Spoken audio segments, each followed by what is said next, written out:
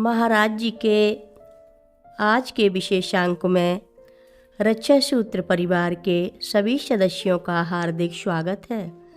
बाबा जी के भक्तों को राम राम। ये कार्य दूसरे लोगों द्वारा सरलता पूर्वक किए जा सकते हैं। इसके लिए किसी साधु का ही यह कार्य करना आवश्यक नहीं है। उनका अन्य लोगों की भांति दैनंदिन जीवन कार्यों से मुक्त होना समाज के लिए अत्यावश्यक है। साधुओं द्वारा वास्तव में सहायता तभी हो सकती है जब वे समान जीवन के दलदल से दूर रहकर अपने कार्य में लगें। तभी समाज को साधुओं को सर्वाधिक लाभ मिल सकता है। यही कारण है कि आप साधुओं के कार्य का आदर करते हैं। उन्हें अपना कार्य बिना किसी व्यवधान के करने दें। उन्हें समान जीवन में न घसीटें। उनका कार्य समस्त प्राणियों के हित के लिए होता है। अगरबत्ती की सुगंध उसे अलग सुलगाने से ही मिलेगी। उसे हर व्यक्ति के पास ले जाने की आवश्यकता नहीं होती है। बाबा जी ने जीवन के उद्देश्यों की प्राप्ति के मार्ग को हमें बताने से कभी छुपाया नहीं। यह तो हम ही थे जो उनकी शिक्षाओं में रुचि नहीं लेते थे अथवा जीवन की आधारभूत समस्याओं को जानने की उपेक्षा करते थे। जब भी हम उनके साथ रहे, हमारे आँख कान दूसरे कार्यों में लगे रहे। हमने उनकी बातों पर ध्यान नहीं दिया। हमने उनकी मुद्राओं, मज़ेदार बातों और वार्ताओं में बिना उन बातों के पीछे छुपे बहुमूल्य शिक्षाओं पर ध्यान दिए हुए अधिक रुचि ली।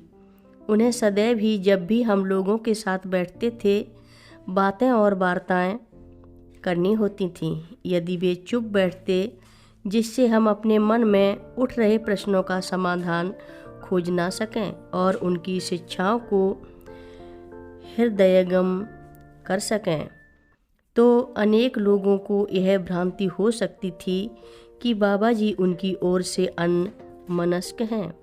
यदि किसी को बाबा जी से वास्तव में लाभान्वित होना था तो उसे बाबा जी की बातें ध्यानपूर्वक सुननी होती थीं और उन्हें कार्य करते हुए देखना पड़ता था। तो उसे बाबा जी की बातें ध्यानपूर्वक सुननी होती थीं और उन्हें कार्य करते हुए देखना पड़ता था। उनका धीरे से बोलना, उनकी भंगिमा, आँखों हाथों का संचालन, सभी में उनकी शिक्षा होती थी। बुद्धिमान और ईमानदार दर्शक के लिए उनका बहुत अर्थ होता था। इसका परिणाम यह था कि उन्होंने ध्यान केवल बाबा जी पर केंद्रित रखा। उन्हें उसका फल अधिक प्राप्त हुआ।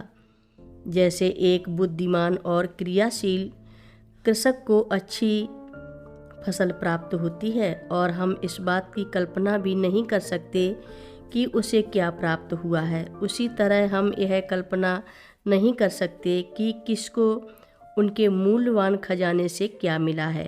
उनकी कृपा भक्तों के लाभ के लिए सभी ओर प्रभावित होती रहती थी। वे कृपालु थे और दयालु भी थे।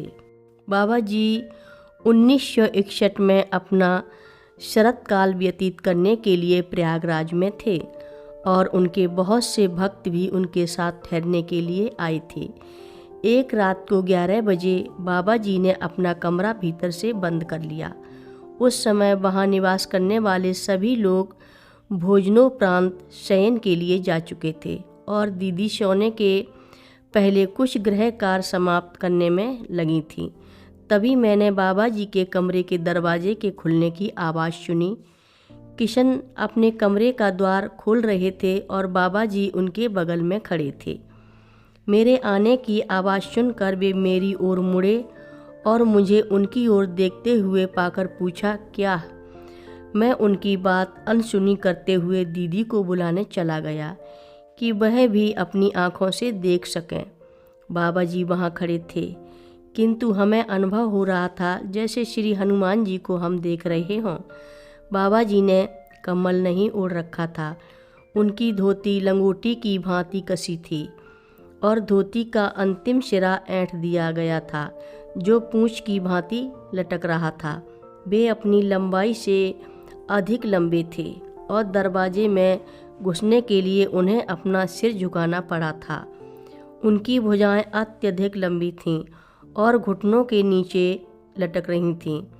उनकी तौंद निकली हुई नहीं थी और न सफ़ेद मूछें या दाढ़ी थी। पेट सामान्य आकार का हो गया था, दाढ़ी और मूछें काली हो गई थीं। कथा लंबी है, आगे की कथा सभी भक्तों को अगले भाग में सुनाएंगे।